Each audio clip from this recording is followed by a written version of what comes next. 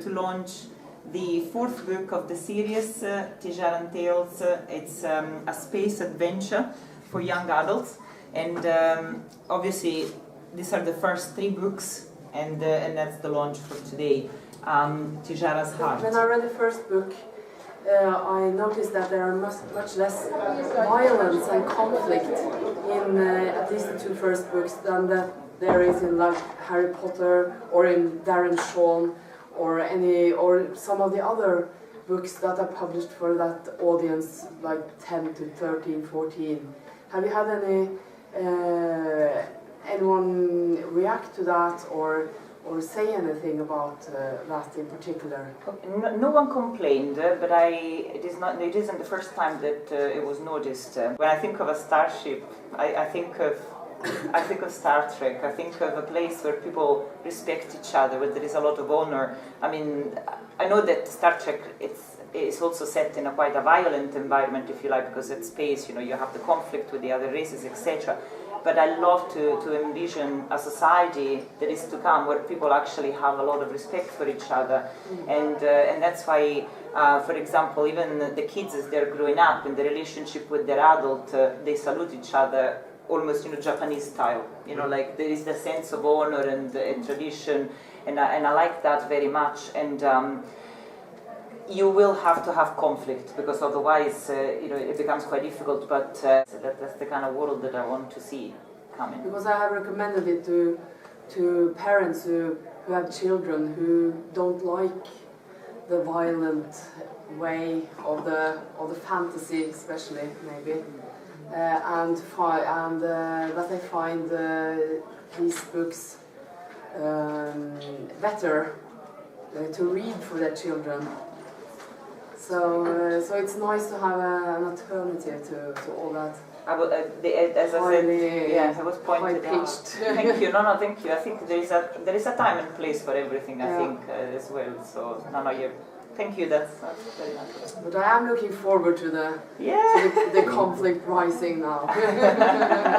Absolutely. Well, the boys are growing up, so lots of hormone steering as well. But we had a very interesting workshop this morning, and the theme was the first kiss. So the people that came to the workshop were writing their own scene of first kiss, and so it was very, very creative actually. There were a lot of very interesting things, and one of the things we said was that you really need to be mindful of the audience you're writing for, because the famous room of requirement of Harry Potter, we don't believe it contained a 50 Shades of Grey side exit, so you gotta be mindful, and it would really look out of place, really. So yes, so from that point of view, whatever romance you start to introduce, etc., remember who you're writing for, because it would be incredibly strange if suddenly you're insert. You know what I mean? There are books for kids that deal with serious and deep issues, but they belong to a different series altogether. That doesn't do anybody any good to actually blend and mix, different series or genre or styles. Basically, that's the bottom line. I could read a little bit from my last book. Now, don't forget. So these kids are obviously they train in the academy as pilots, and but it's a very different, it's a slightly different society in the sense that the moon has been terraformed, so people actually live there now, and we've had terrible chemical world wars which have basically reduced the world population to something like 2 billion people from the 7 that there were. And the scene is set in 2500, so we are a little bit further forward into the future.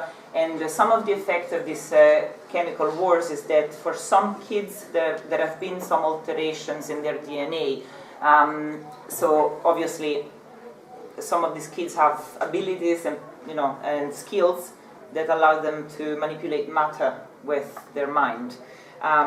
Anyway, at that point in time, where I just opened the book randomly, they were supposed to keep track of a portal in space, and one of these kids, he can't walk, and I purposely actually did not cure him. He's been a kid with disabilities, physical disabilities, since the very first book. Is a very clever technician, and he loves technology and all of these things. And his name is Faith Shanigan. The kids come from all over the world. He's quite obviously Irish, you can tell. So if you see that he actually says things like, the way he speaks is actually, written as such in the book as well. So they're not grammatical mistakes. I meant to do that. Okay. All right. So he's tampered with one of the spaceship to make it more, customizable, and of course that has created a massive trouble for the rest of the fleet. So here they're getting an absolute, hiding, yeah, by their chief. So I'm extremely disappointed, and so is Professor Clavel, said Chris. Of all the times you could have chosen to disobey orders and pull one of your stunts, you really picked the wrong one. Explain yourself. Julius felt slightly miffed by this particular ticking off. Hadn't they just prevented an enemy ship from entering the portal to Earth? What was he on about? Sir, after the pulse attack, we were cut off from Moonrising and Commander Fletcher. When we saw that the portal was going to be left defenseless, I gave the order to deactivate it to prevent the nation's escape, and it worked. Cress was breathing deeply through his nostrils now. He made Julius think of a bull who was preparing to charge, which was most unlike the master of Tijara. Surely there was more to this than he was letting on. Let me tell you the story from our perspective, Mr. McCoy, said Cress. Toon 4 warns Commander Fletcher of a strange reading, which the officer pursues as per protocol. And that's okay, because he's trained for it. Then Toon 4 receives a direct order from the breach to pull back, which doesn't happen. And that's not okay, because you lack the training. Orders from superior officers must be followed. Julius could see that Cress was getting more worked up with every sentence, and he didn't like where this was going. If Mr. Shanigan here hadn't tampered with the Cougar's comlinks, you would have been able to hear us loud and clear, because, funnily enough, we have the technology to bypass the pulse attack. But you couldn't, because his system was fighting ours, he said, pointing at Faith.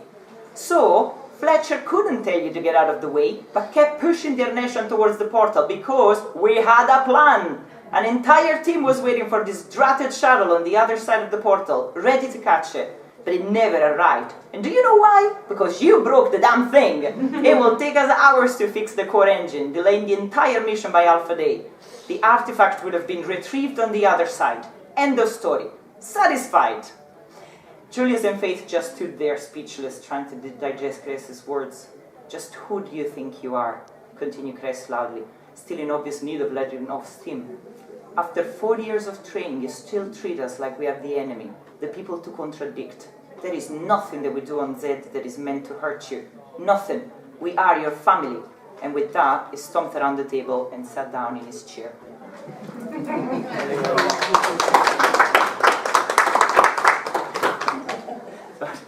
That was quite embarrassing. Anyway, so there you go. Yes, like I said, we do have the room for us, so if you would like some more drinks or... Or if people want to come up to buy the book and get a signature, thank you. yeah, Right. it's about a good time for it. Sorry, I don't know what I'm here for.